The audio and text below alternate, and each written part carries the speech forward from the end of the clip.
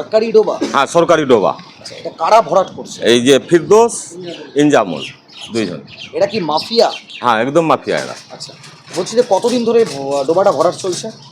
এই তো 4-5 তারিখ থেকে মোটামুটি ভরে দিল। আগে কি জল ছিল? হ্যাঁ, জল ছিল। আচ্ছা, মাছ চাষ হতো নাকি? হ্যাঁ, মাছ চাষ হতো। আচ্ছা, গ্রামের লোকরাই মাছ চাষ করতো? হ্যাঁ, গ্রামের লোক মাছ চাষ করতো।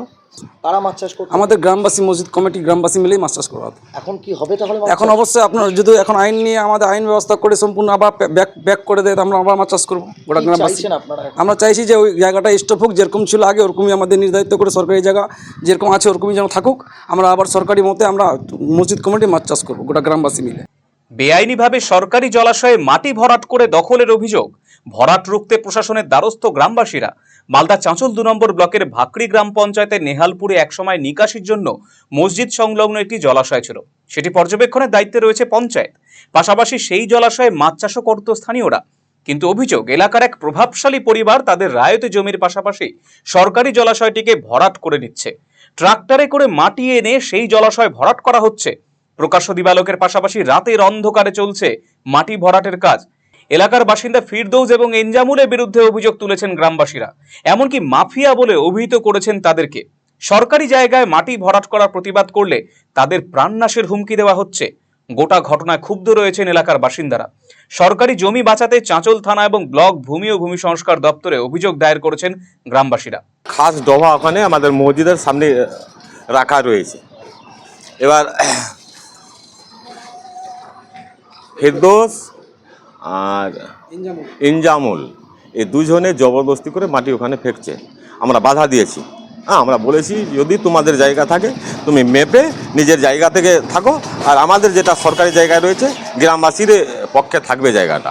থানা আইসিকে বলেছে নাকি যে আমরা রাস্তা করার জন্য আমরা মাল জায়গায় যাব, ওই মাল জায়গাটা রাস্তা ভরার জন্য নাম করে সম্পূর্ণ পুকুরটা ডোবাটা ভর্তি করে দিচ্ছে এরকম মাফিয়ারা।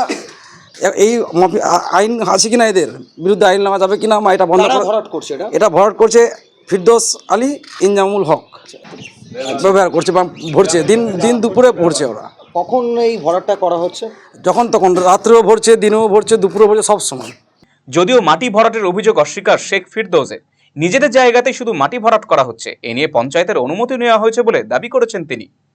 না, এটা আমাদের সম্পূর্ণ এটা বাস্তব উল্লেখ করা আছে, ঠিক আছে। এটা হচ্ছে কথা আমাদের 92 দাগ, ঠিক আছে। এটা খাস আছে 96। খাসের মধ্যে অর্ধেকটা কিন্তু অর্ধেক দিকে আছে ওই কত 8.5 শতক, মানে 17 শতক তোলা জায়গা। এই কোণ থেকে ওই মানে শেষ 176 ফিট লম্বা।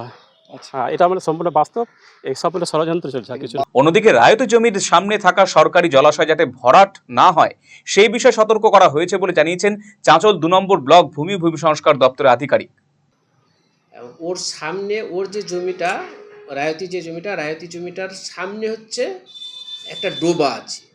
সেই ডোবাটা পঞ্চায়েতের নামে হ্যান্ডওভার আছে, এবং সে যখন ফিজিক্যালি এসে আমাকে বলে, তো তাকে বলা হয়েছিল যে তাকে মানে সে কোনো মতেই যেন সরকারি জায়গায় এতটুকু মাটি ভরাট না করে, এবং মাটি ভরাটটা হয়েও নি। যদিও পঞ্চায়েতের কাছ থেকে মৌখিক আবেদন নেওয়া হয়েছিল, তাদের জায়গার পাশে যাতায়াতের সুবিধার্থে হিউম পাইপ বসিয়ে কাজ করার পরামর্শ দেওয়া হয়েছিল পঞ্চায়েতের তরফে। কিন্তু জলাশয় ভরাটের মতো বেআইনি কাজ করলে উপযুক্ত পদক্ষেপ গ্রহণে আশ্বাস দিয়েছেন পঞ্চায়েত প্রধান। আমার কাছ থেকে তো সেরকমভাবে কোনো পারমিশন নেয়নি, মানে মৌখিকভাবে বলেছিল যে আমাদের যাতায়াতের অসুবিধা হচ্ছে। তো আমি বলেছিলাম যাতে যাতায়াতের জন্য সুবিধার জন্য মানুষের, যে একটা পরিবারের জন্য না যেতে পারে এরকম তো হবে না। একটা পরিবারের জন্য যাতায়াত তো কেউ বন্ধ করতে পারে না।